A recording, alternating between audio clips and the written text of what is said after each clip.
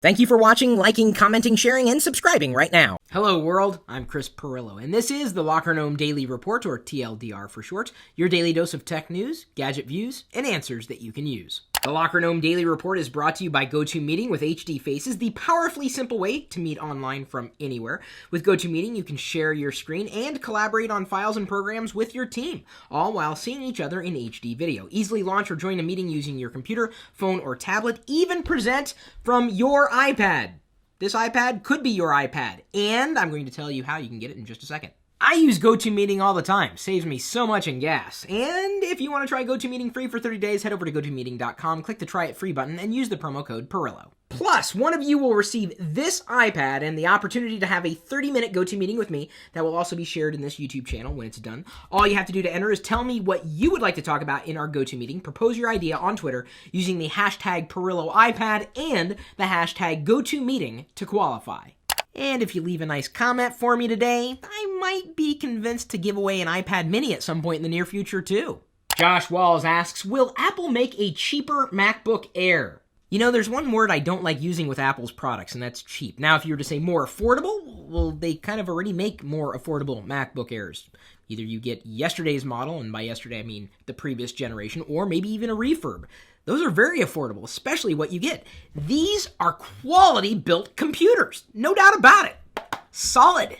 And here's the thing. Even if it cost Apple hundreds to make and they sell it for thousands, well, people don't have to continue to buy them. They're in no way obligated to give you anything near cost. I mean, they've got a business model, and their business model is working for them so far. Apple's always been a premium brand with premium products, but in recent years, a lot more people have been using them. The user known as Stelios Teasel asked us, which browser is the best for my iMac, Chrome or Safari? This one's a difficult question for me to answer because I like both of the browsers, and they both happen to be based on WebKit, which benefits both browsers eventually, depending on which branch each one of the browsers adopts. I use Chrome Development Build as my default browser right now, although sometimes that introduces a handful of bugs that I'd rather not have. I could go to the stable Chrome channel, and the reason why I use Chrome in Dev Build, because I'm always interested in what's coming down the pike. I'm okay living on the bleeding edge sometimes.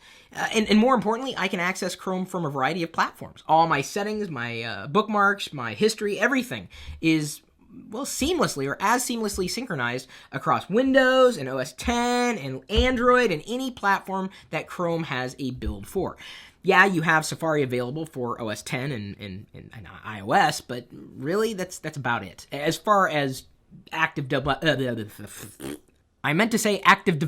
is concerned, it just didn't come out the right way. Sorry, my mouth is still in beta. For performance, Safari. For power, Chrome. Tyler asked me, how do I avoid identity theft on social networks? One way to go about it is to keep all of your personal information private, completely private. Like, just don't share who you are with anybody, anywhere.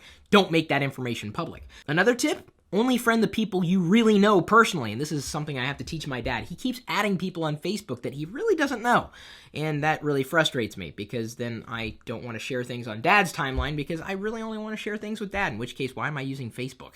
Another thing to consider is removing or not using any kind of location data with the information you upload.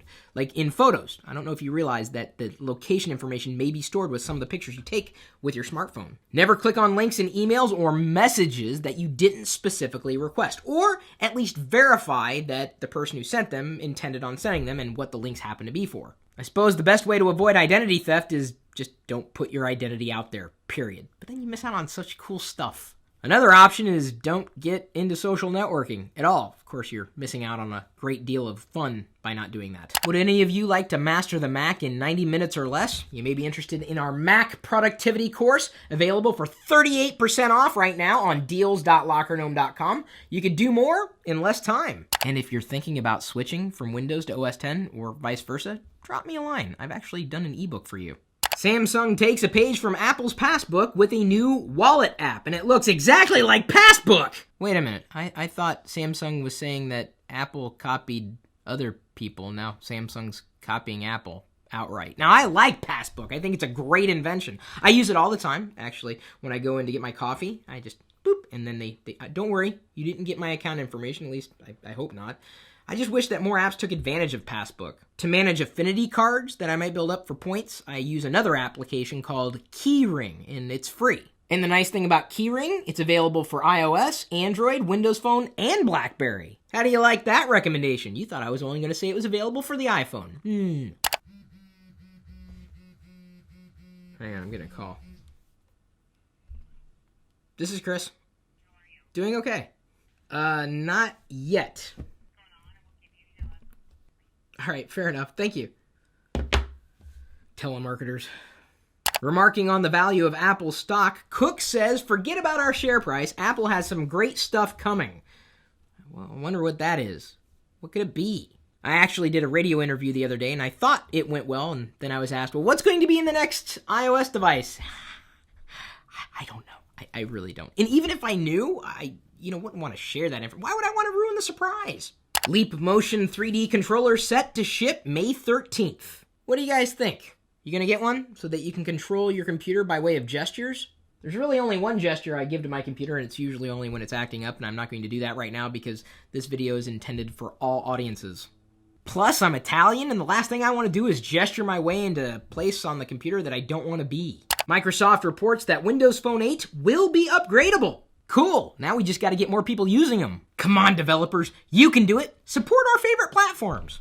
Apple joins Intel, Facebook, Microsoft, and others in support of gay marriage. And while I realize my company's not as big as them, I support it too.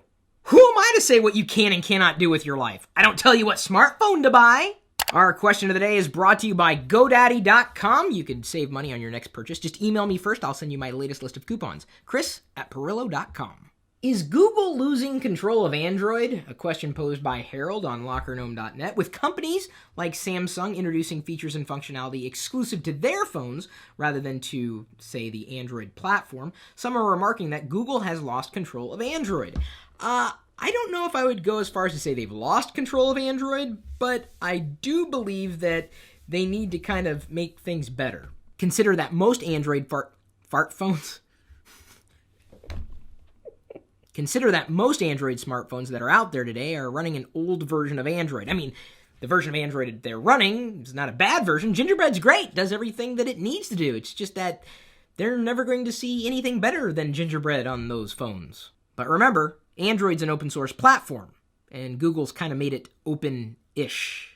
But I'm not sure I like that question. Is Google losing control of Android? Because that would indicate that at one point in time they had control of Android, and they've been guiding it and doing a great job with Android in general. I would say that they're going to continue developing Android, much like they're developing Chrome OS and the Chrome browser upon which the Chrome OS is built. Eventually they'll probably be one and the same, or at least sharing the same code base as they move along. So I think the idea of Android continuing with the way Google is doing it now, it'll work for a while longer.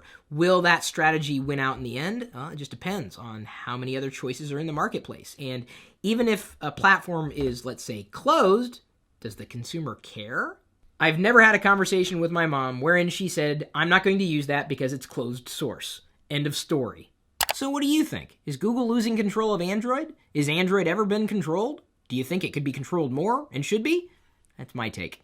Well, even if you agree or disagree, hopefully we have a good conversation because we realize that we have different opinions and are different people, but still a part of the same community. Thanks again for liking and sharing what we do with you every day because that's kind of what makes this fun. We'll see you later.